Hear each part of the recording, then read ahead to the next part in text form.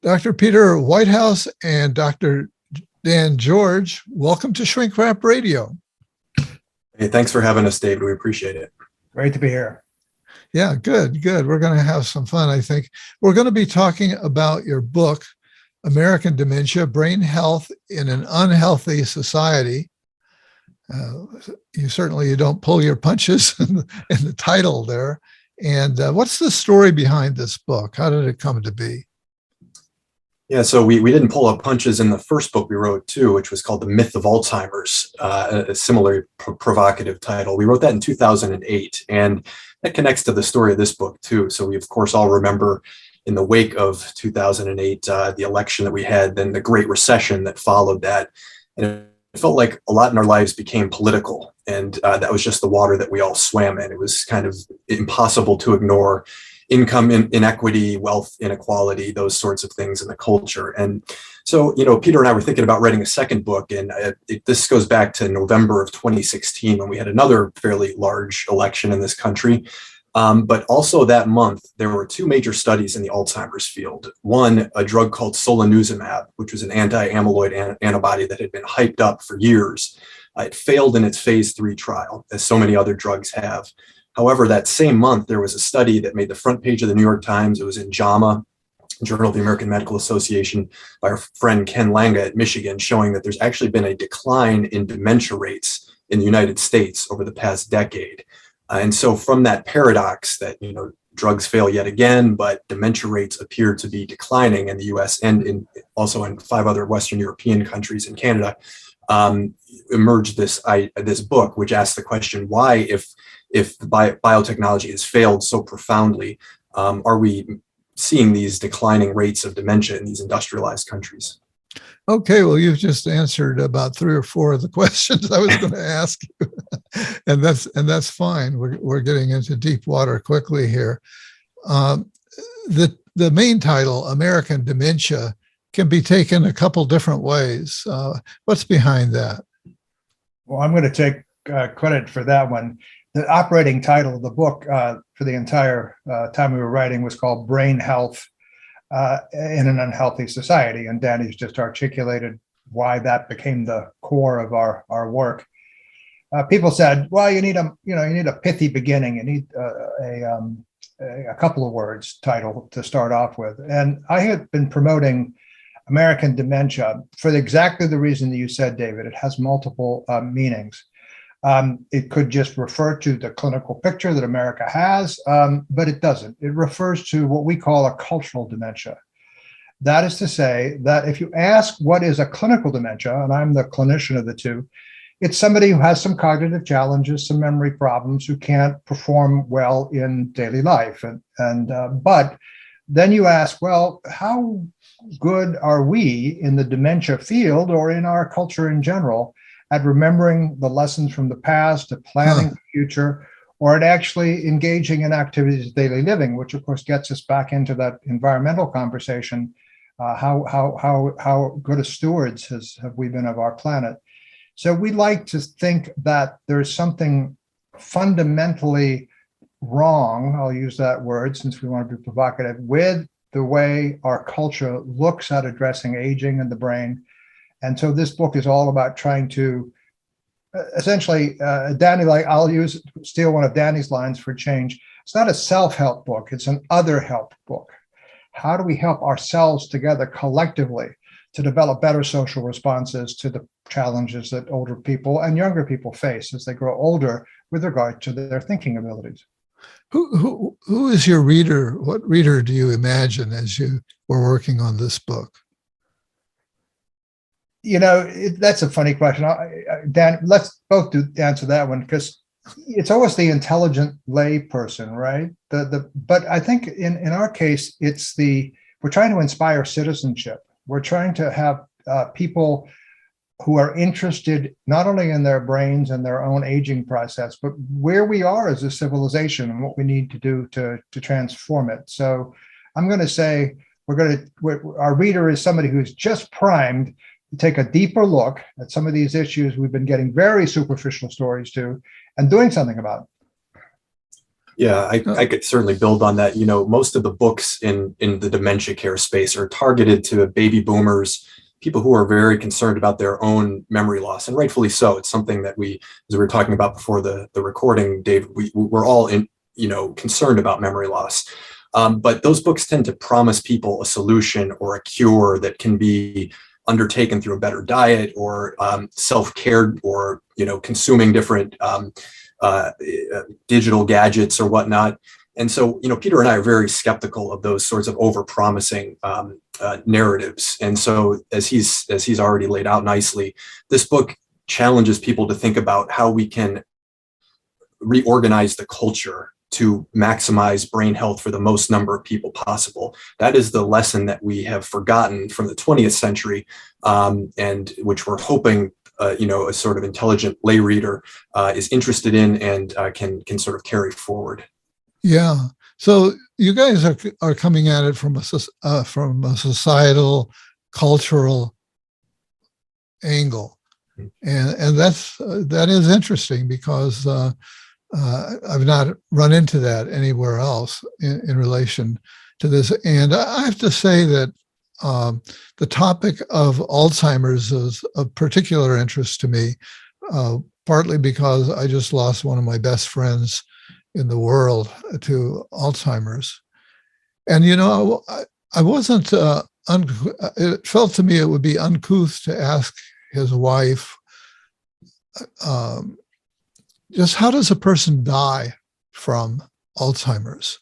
What is it that gets them? And is it always the same, or are there a number of possibilities?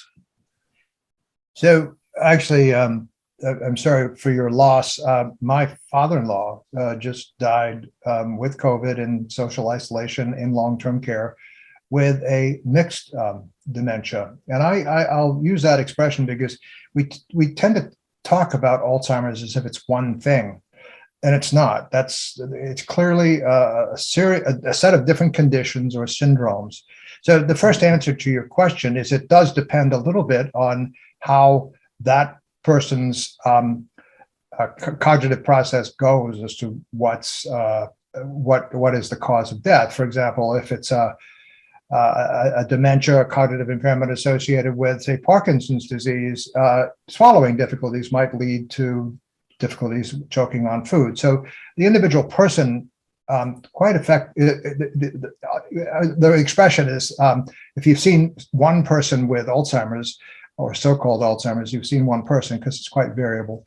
But I think this issue of whether a dementia itself is a cause of death is kind of controversial. If somebody has a dementia, it's always in the background.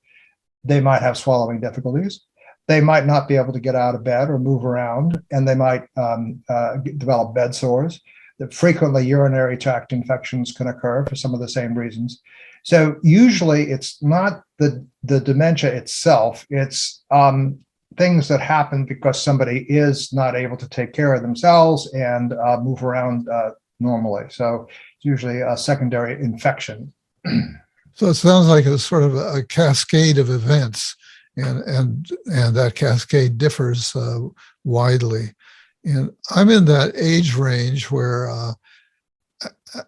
not only am I noticing trouble remembering things and so on, and that's so common. So many people have that experience starting in maybe in their 40s or 50s, and they start to wonder, well, I wonder if I have Alzheimer's, and if this is the tip of the iceberg showing up right now.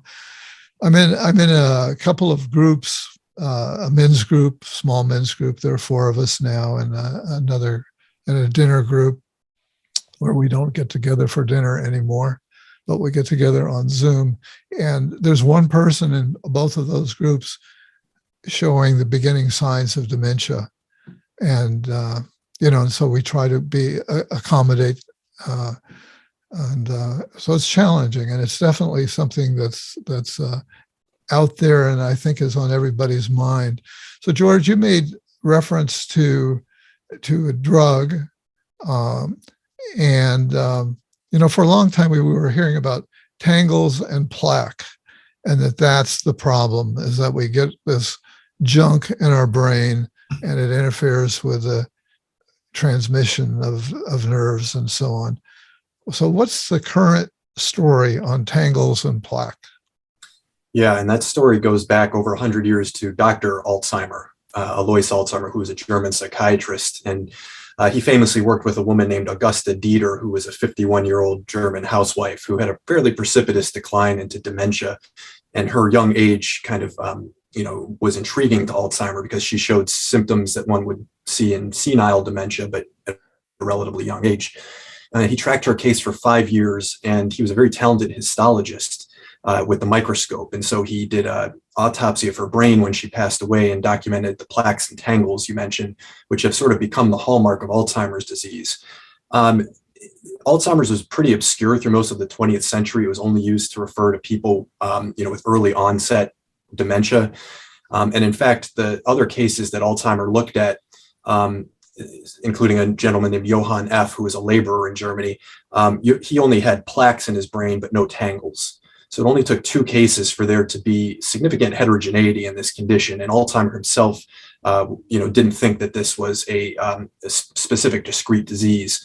However, there were much later in the 20th century, there were genetic discoveries made that showed if you have, early onset mutations, they all seem to converge around the misprocessing of amyloid, which leads to plaque formation. And the theory from that is that all cases of Alzheimer's disease, not just the young onset, were driven by beta amyloid protein, which is the constituent part of that plaque.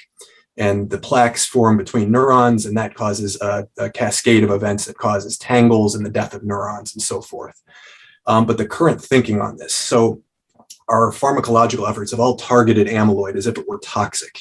And we've been very successful at removing plaques and preempting their formation and getting amyloid out of the brain. However, that hasn't correlated with any clinical benefit for any drugs, any significant clinical benefit for any drugs. And so people are really starting to question this hypothesis now, this so-called amyloid cascade hypothesis, because it has failed so spectacularly at a cost of billions of dollars. And we're now asking, what if amyloid isn't causal? What if it's an epiphenomenon of earlier damage? What if it's like scar tissue, as our friend and colleague George Perry believes? And what if we have been targeting the wrong thing all of these years, and perhaps targeting that actually damages people's brains or puts them at greater risk? And this feeds into a story, and I'll hand off to Peter because he's an expert in this. But there's been a very high-profile drug approved last summer called aducanumab, which is an anti-amyloid drug, which is really troubled. And there's sort of growing concern about this drug and increasing calls for withdrawal. But I'll let Peter riff on that a little bit. Take it away, Peter. Well, absolutely. And I'll speak as a psychologist to you, David, a psychologist, and to others in the audience that might be interested.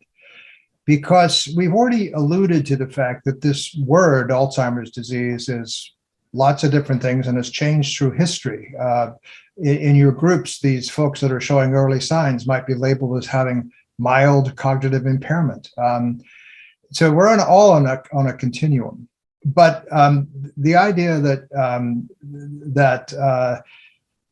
the tension is, do we think of these conditions as psychological ones, where we study memory and executive functions, or do we, as the Alzheimer's field try to do, make Alzheimer's disease just biology, just plaques and tangles? The reason that gets to be the issue is then there are a bunch of people that want to develop biomarkers, and one of those is so-called amyloid imaging. A friend of mine, Paul Hartman-Stein, was at the meeting where CMS was trying to decide whether to pay for amyloid imaging. And they kind of made the argument, well, if we do amyloid imaging, we won't need psychologists anymore to do the testing and to do the therapy. We'll just, do biomarkers and then give them drugs. So that was a long-winded way of bringing psychologists into the conversation. But I think the dehumanizing element of the biomedical model is what we rail against in this book. Aducanumab was approved by the FDA just last year. Was this year? Sorry, Danny, the advisory committee, but with last week, it was approved against the advice of the advisory committee. And it was approved on the basis only of biomarkers. This drug did not show any clear clinical benefit. We could go into that story at great length. It has been hugely controversial. There is a rallying movement against paying for it, against doing all, and some public policy organizations have called for withdrawing the drug. So this brought the biomedical model to a head. You define the disease on the basis of a biomarker, you treat the biomarker, and frankly, you care less about the patient and the family. Okay. So how do you guys get to, well, let me ask you one other question that I think Dan touched on, which is you've made sort of a passing reference to games and devices, right? That are being promoted as a matter of fact, I don't know the name of the company, but I regularly get emails from this one company. Lumosity, I'm going to bet. It's the other one. Oh. And I went with Lumosity for a while, got that on my cell phone, would play the little games. And the other one, I can't remember their name, but they claim to have the most research support. They all claim that. Positive Science actually named themselves like Positive Science. I don't know if that's the one you were referring to. I think that is the one. Yeah, it's a huge game out there. I knew I'd guess it, but anyway. Yeah, I think that is it, as a matter of fact. And it's very tempting to think that could do it. And we also hear that, well, if we read a lot or play solve jigsaw puzzles and so on. So what about these alternative, almost technological approaches? Yeah, so there's a multi-billion-dollar industry, as you're alluding to, and they largely target baby boomers who are frightened about memory loss, but increasingly they're targeting millennials and Zoomers on the basis of cognitive enhancement, to help people in competitive knowledge economy workplaces.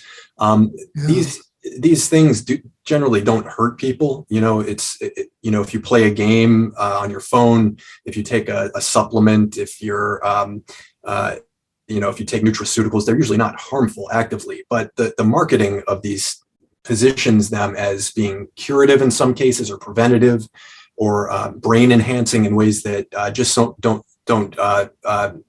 aren't substantiated by the data. And so there's been actually a crackdown by the FTC and some other regulatory bodies to limit the sort of overpromising that happens in this marketplace of memory, as we call it.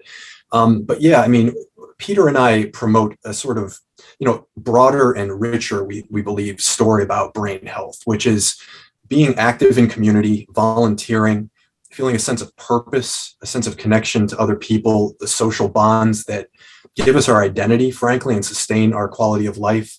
One of the worst things that can happen is when people get a dementia diagnosis, there's a real stigma that adheres to that label, and it can cause a social death for people. They can get excommunicated or depersoned, and you see a real rapid decline for a lot of people who get, sort of displaced. You're describing your friend earlier, David, and some of your own anxieties. It made me think of a friend I have here who's retired now. He's a scientist at our hospital. He's got some mild memory loss. And so what I do is I take him out with my medical students and his wife, and we go into the woods behind our medical center, and we look for edible plants and medicinal plants, which he's encyclopedic in. He's also a bird watcher. And those things ground him in meaningful relationships, gives him something that's cognitively stimulating, gives him something to look forward to that's purposeful. He can feel like he's teaching medical students in a new generation. So when you stack something like that up, or volunteering in a school or in the community up against a single product on your phone, there's a really stark differential there. And I think there's billions of dollars spent trying to convince people that device on the game on the phone is what they should do. But really, it comes back to what makes us human and what keeps us grounded in a sense of meaningful place and sense of self. So what other evidence do you have for this viewpoint that reengineering society, if you will, would make an impact on this dreaded condition? Well, Peter, do you want to take that, or do you want me to hop in? So I guess the data that Danny shared, that rates of dementia are actually going down in different countries, is the best overarching evidence. Now, that is not a randomized controlled study where you assign people to different groups. I sometimes joke, because I think sense of purpose is so important, and in Japan they have a special name for it, ikigai. So I sometimes joke with audiences, okay, we're going to randomly assign this audience. Half of you are allowed a purpose in life and half of you don't have a purpose in life, and we'll see who develops dementia or not. The fact is that when the interventions are more complicated, then then it's harder to do these kind of scientific studies. But I will point to Dan. I'll throw it back at Danny, or congratulate him for the research that he did to get his PhD in anthropology at Oxford, where he came into the intergenerational public schools that my wife and I started. And we brought people from long-term care facilities who volunteered, but they were learning partners. They were reading mentors. They had built relationships with kids, and they would share stories from their lives or read children's books. They had mild to moderate dementia. And in that randomized control study, even though it was a small number of folks and you could criticize the study, there were clear signs that the sense of being energized and having a purpose, which in this case was to help the lives of kids who might otherwise not have adults in their lives to read to them, for example, provided benefit. And there are lots of randomized control studies about exercise and lots of other evidence that if you put it all together, there is this comprehensive sense that societies that invest in each other, that aren't allergic to taxes, that address income inequity better than we have in this country, that don't allow drug companies to pump opioids into people. I mean, I could just go on. They take lead out of water. Well, look, let's just take lead in the water. No one's done a study where you put kids with lead in the water and kids without lead in the water and see which ones get cognitive impairment. It would be unethical. But it's very clear, and it has been clear for centuries, that lead is toxic. So why are we, to the brain and to other organs, so why are we not getting lead out of water? We made an effort in the 70s to get it out of gasoline and paint. Good. That partly contributed to some cognitive improvement. Now we've got it in the water. So let's just continue this public health focus, which we have lost. If I understood you correctly, you said that Alzheimer's is going down in some countries. Is it going down in the US or going up, or staying the same? It's been going down in the United States, and then in Canada and in 4 other Western European countries. And when the researchers have pooled all of the data from those countries, there are 2 patterns that emerge that are relevant to what we're talking about now. One is that there appears to be better prevention and treatment of vascular disease in those countries over the 20th century. And secondly, that there's been increased access to formal education, specifically college education. And, to understand those 2 patterns, you sort of have to zoom out, right, and take a big, broad picture at what happened, what investments did we make in the mid-20th century, and why is it relevant to today? This is, the American dementia, the things that we've forgotten, because as Peter has alluded to, in the 20th century, after the World Wars, after the Great Depression, countries saw fit to invest in public in healthcare systems. United States, we got Medicare and Medicaid in the 60s, but the other countries provided universal healthcare systems that better prevented vascular disease, things like hypertension and high cholesterol and diabetes that we know affect the vascular system and therefore the brain, which is a highly vascularized organ that requires nutrients and oxygen. So investments in healthcare systems. Smoking cessation campaigns were extremely successful in the mid-20th century. So we had 42% of the population in the US smoking in the 60s. It's down to about 14% today. Another input, as Peter has alluded to, is de-leading gasoline and getting lead out of paint. That's dropped blood lead levels in the United States by 80%, a significant drop of this neurotoxin, which is also a risk factor for heart disease. And then the last large picture bit that I'll mention is that we had the GI Bill passed after World War II. So that gave access to tens of millions of people to higher education, veterans coming back from the wars. The Cold War with Russia amped up the investment in state universities and enrollments. And then we had Pell Grants in the 70s, getting more and more people into college.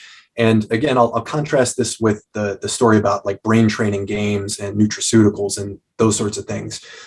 One thing that appears extremely helpful in building cognitive reserve, the ability to withstand neurodegeneration over time, is a formal education, getting college educated for whatever reason, whether it's structural and functional changes in the brain or exactly.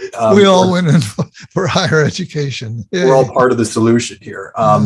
But there's something about getting formal education that does appear to protect the brain to some degree. So all of those investments that we made in the 20th century, in this time of what some people might call social democracy, appear to have downstream benefits for brain health.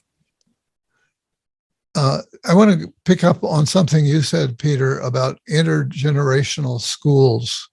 And you say that as if we all know what you're talking about, but I think it's something that's been important in your life and work. So can you expand on that for us?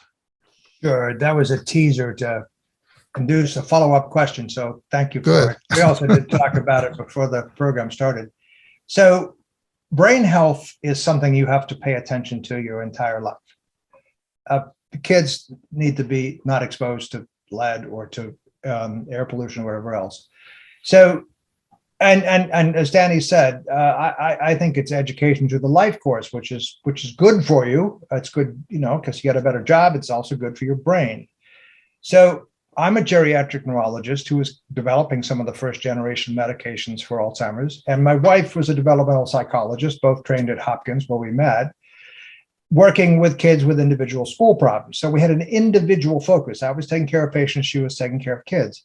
We said, what we really need is a school or a learning environment where everybody can share, because as we were not grandparents then, but now as grandparents, we really believe that the relationships between older people and young kids is really vital for both. And so we started 3 public intergeneration schools in Cleveland that have done quite well. They're being studied and replicated in other parts of the world. And in these schools, the signature program is a relationship-based, narrative-based sharing of stories, either that they've written, done in books, or that come from their lives. But it's experiential learning. It's taking field trips together. It's gardening together. We have a big focus in the school on elders and kids working together to protect the environment, because Danny and I both believe that the climate crisis and all the associated economic injustices associated with that are really the main issue that we have to face as a species. So this idea that learning is key, and we've all celebrated that in our own lives, it needs to be distributed more equitably. And also the natural relationships between youngsters and elders have to be built into it. So that's the story of the schools. They're 20 years old now and are doing quite well.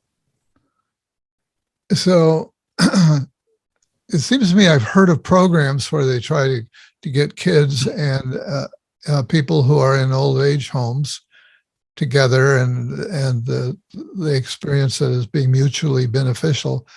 When you say schools, though, that brings up in my imagination some kind of curriculum. Well, you alluded to some of the curricular activities.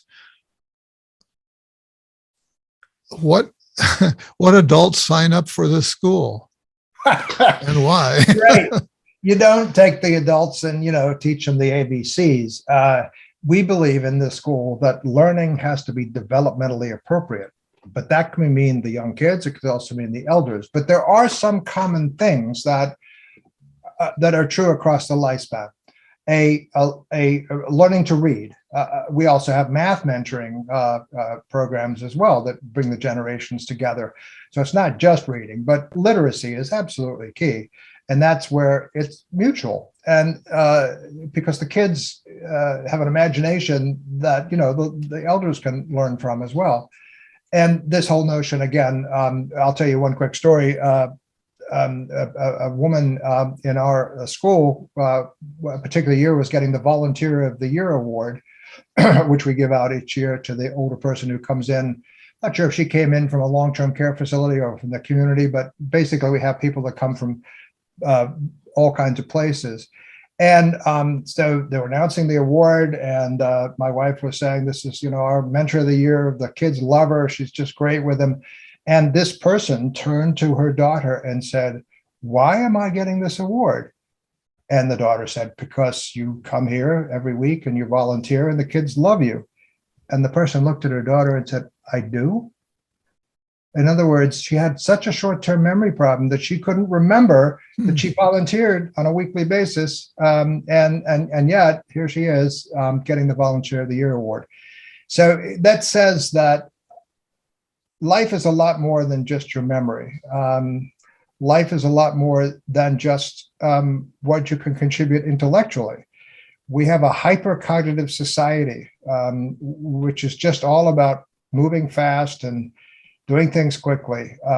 Sometimes it's important to slow down and create a space where the learning can be deeper, can be relationship-based, and not just, how quickly you can recite the alphabet. Yeah, a lot of the interviews that I've been doing around approaches to psychotherapy also are moving in the same sort of direction that you're talking about. They're also critical of the ways that the culture works against mental health and are advocating for a sense of purpose. A lot of evidence for that. The whole positive psychology movement comes to mind. Have you guys been at all involved in that or thought about that? Positive psychology? Well, as a psychologist, how can you avoid Marty Seligman? And that really?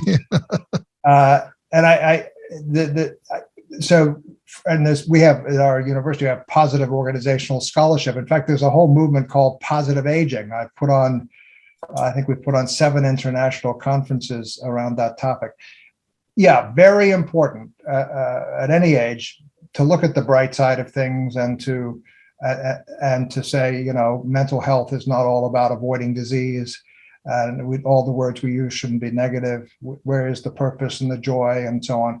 Absolutely important. I do think that it can be overdone a little bit. Barbara Ehrenreich wrote a book called Bright-sided. Sorry? Bright-sided. Yeah, Bright-sided. Thank you. See, we worked together so long, he reads my mind. And how the subtitle, which is something like "How the Positivity Movement is Destroying America." I remember that book, and I was intrigued by that. I don't think I interviewed her, but I think I kind of considered it.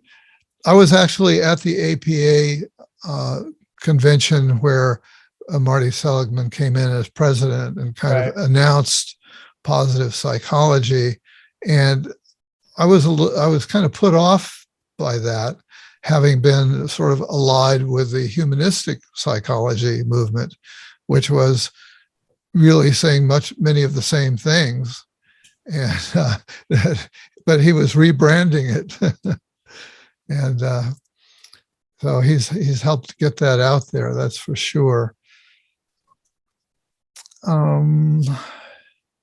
What am I not asking you that you're just dying to say and get into this conversation?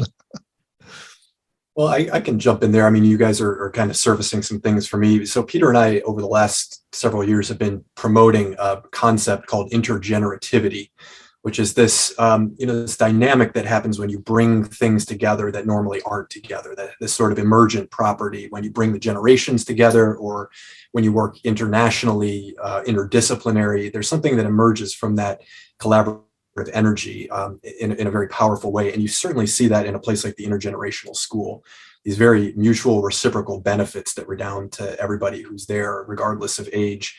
And, we came up with intergenerativity to build on Erik Erikson, one of the great, humanist psychologists who had this concept of, I think it was the seventh stage of aging was stagnation versus generativity. And you certainly see in our culture's treatment of people living with dementia, the stagnation part, right? The loss of place, the loss of self, the fading away, the death that leaves the body behind. And really a lot of what we're trying to do here is push back against that stigma and get into the generative elements of what people can still do to contribute and to feel part of something beyond them, and that sense of purpose that we keep coming back to. And that doesn't mean denying what's difficult. It doesn't mean like escaping into positivism about everything. Dementia can be very difficult, but there are ways that we can use things like the arts to bring people together. This morning, I just had my medical students in a skilled nursing home in their locked unit doing time slips, which is a creative storytelling project with people with fairly advanced dementia. And for an hour and a half, there was nothing but laughter and witty, surrealistic comments coming forward in these sessions that were written into stories that the students are now developing into final projects. So you see that not with just storytelling, but with the arts, as you mentioned before, David, with pet therapy, with even clown therapy is being used, taking people from assisted living homes to museums and having them engage in the emotional impact of viewing art and talking about art. So the key is really to not think about people with dementia as a separate subspecies. They're human beings, as Peter said, just a little further along the continuum.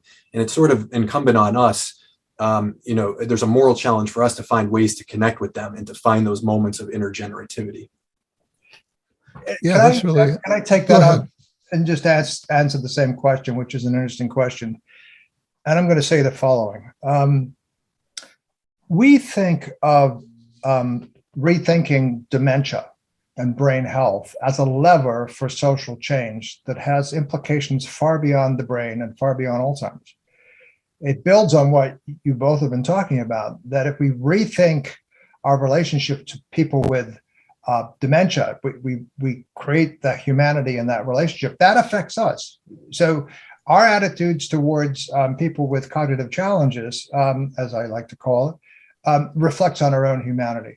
And this is a time in the history of the species where we really need to have to reinvent our healthcare systems and our societies to be more sustainable. We're back to the climate crisis again. I often say the greatest threat to the quality of life for people with dementia is the climate crisis and the environment. Why? Well, partly because people with dementia can't escape from nursing homes and run away from floods, and they get dehydrated when it's hot and all those kinds of things, but partly because it's the greatest threat to all of us. So this idea of the metaphor of a lever, if we can, in this book, in some small way, shift people thinking away from magic bullets and simple fixes, and if it's a health problem, it's a doctor's issue, and say, no, they're not magic fixes, except they're wonderful when they involve intergenerational relationships and learning together and addressing public health issues, that if we fix some of the issues that will help people with dementia, we will fix issues that affect everybody going forward. Not only today's elders, but when the kids in our intergenerational school become elders decades from now. Yes, indeed. You talk about it. I think you've looked at the relationship between poverty and brain health. What have you found out there? Yeah, I mean, there are some really interesting studies, for instance, that have looked at brain bank data and correlated that with sort of neighborhood vulnerability indexes, and found, it correlates pretty strongly, the neuropathology in people's brains in highly vulnerable regions or neighborhoods. But yeah, we have a whole chapter in the book that looks at this dynamic through the lens of the Fight for 15 movement, which is mostly fast food workers who are trying to get a $15 minimum wage implemented. And, we know what healthy diets impact brain health. It's Mediterranean diets, low sodium diets. And if you're poor, working class in this country, it's almost impossible to eat that kind of a diet, right? It's almost impossible to exercise. We know exercise is good. It improves vascular health, which we know is vital for brain health. It increases, neurotropic growth factors in the brain, all of these things. And if you're working multiple jobs, you don't have time to exercise. If you're poor, you have more stress, more anxiety, more depression, All of these too are risk factors for brain aging. You have more exposure to air pollution and other toxins and environments, lead peeling off the paint of homes, lead in soil, in inner city soil that hasn't been remediated. So yeah, if you're poor in this country, your overall health is worse and your brain health is worse typically. And so, I just want to go back to what Peter is saying and kind of reinforce, make a through line from what we talked about in the mid 20th century, when the state was making investments in the population that benefited tens of millions of people, and ask, what can we do collectively moving forward as we're trying to escape our current American dementia to bring about a healthier society? And as Peter's saying, we need to fix our healthcare system. The fact that there's 80 million under or uninsured people in this country is unconscionable. We could implement tuition-free higher education and free vocational training for people. That would get tens of millions of more people, in my generation or even younger, into formal education opportunities that would be good for their brains. We could have a job guarantee and a living wage, that would help people escape from the precarity and stress of working class lives. And, there's a lot of little things that we can do, as Peter says, if we use our approach to dementia as a lever. And our book, being a other help book, as we say, tries to get people to think about those large scale things we can do together if we put our collective will and feel a part of something bigger than our individual consumer selves. There is another word that we haven't used yet, which Danny taught to me, so therefore I will share it. And it is the other side of the poverty coin. And that is the word neoliberalism. The idea that market fundamentalism pretty much around the world has led to an oligarchy, a small group of wealthy people in every society you look at who have an inordinate share. And they're so wealthy that they think, having ruined this planet, they're going to fly to some other planet. So they're investing in rockets and so on. And I won't point any fingers at anybody specifically. But the fact is, it's not just poverty, it's income inequity. You can have same degrees of poverty in countries, but if you don't have the income and equity, the health outcomes aren't as bad. So the fact is, we've got to take on the billionaires and the people who have so much money that it's frankly obscene, and say it's time for a little redistribution before we have a little revolution. Yeah. What do we learn from the pandemic in relation to the issues that you talk about in the book? So I'm going to start with that because I just spent some time talking about that. I'm afraid we're in a bit of trouble. I mean, the appropriate response to the COVID is public health. Now, admittedly, vaccines are obviously an important part of that, but it's the collective will to say that I'm going to get vaccinated not only to protect me, but to protect my loved ones and the people that I come in contact with.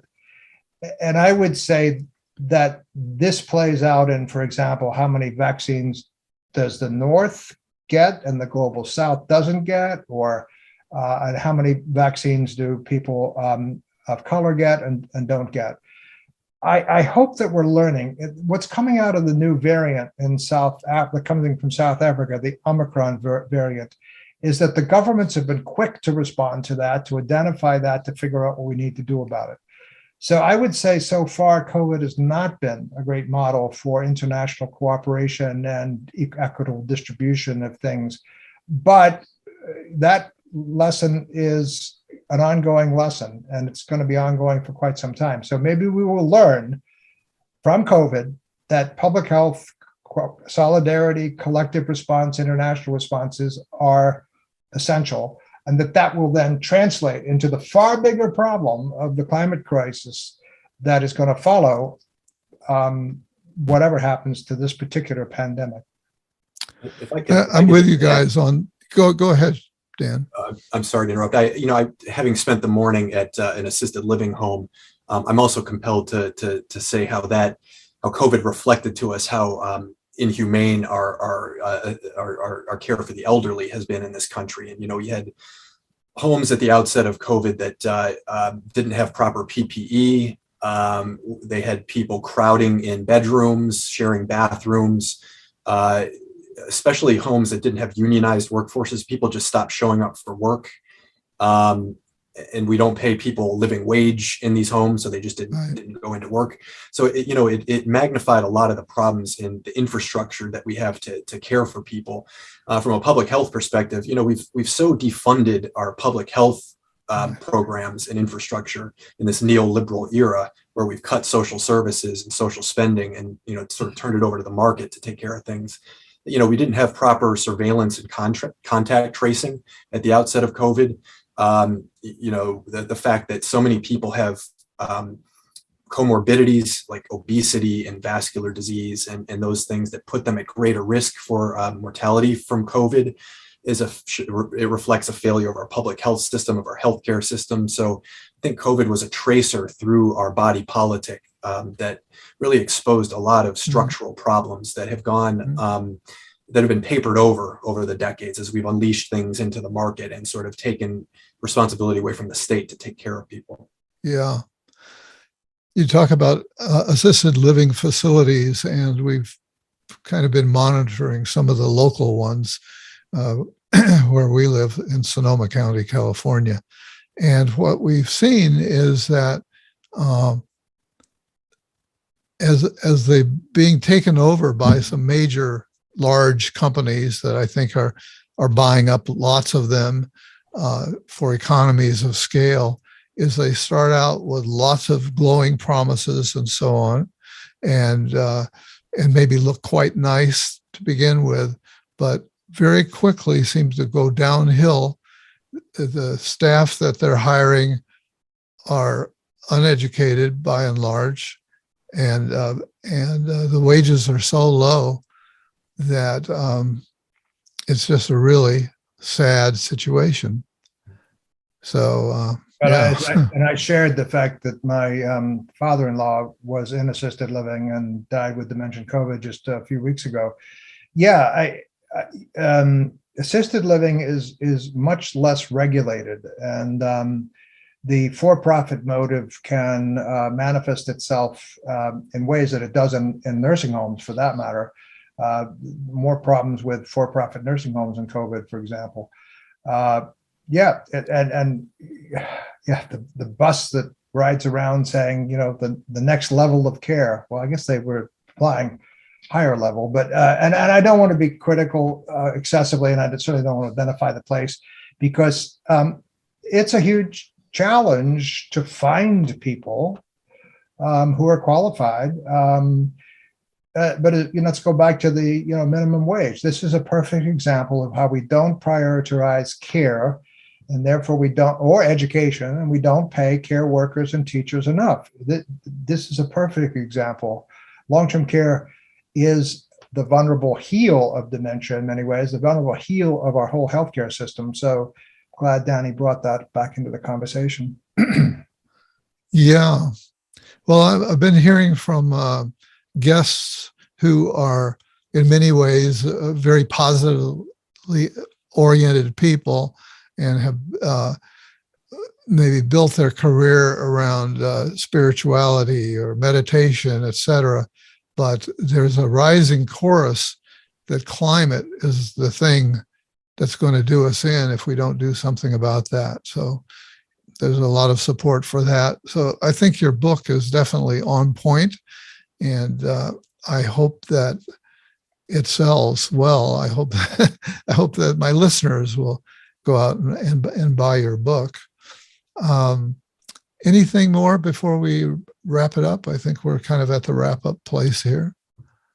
Well, let me just say thank you for promoting our book. Peter and I are not as good at promoting our book. And in fact, I just want to say, if people don't buy the book, that's fine. What I'd rather have you do actually is volunteer in your community. Find a way to connect with people. Find some purpose in being for other people. That will be good for your brain health. It'll be good for your community. And, that I think we need more of that at a time when people are feeling so alienated and atomized and fragmented along, political lines and affiliations. And, let's try to rebuild something out of the rubble of this mess that we've all just lived through. And well, that's something Danny usually does. If you don't buy the book, you can go to AmericanDementia.com There you and go. see a lot of good stuff too for free. There you go, Donnie. You forgot that. That was Oh. impressive, Peter. Well, that's a great wrap up, you guys. Dr. Peter Whitehouse and Dr. Daniel George, I want to thank you for being my guests today on Shrink Wrap Radio. It's our pleasure. Thank you. Our pleasure.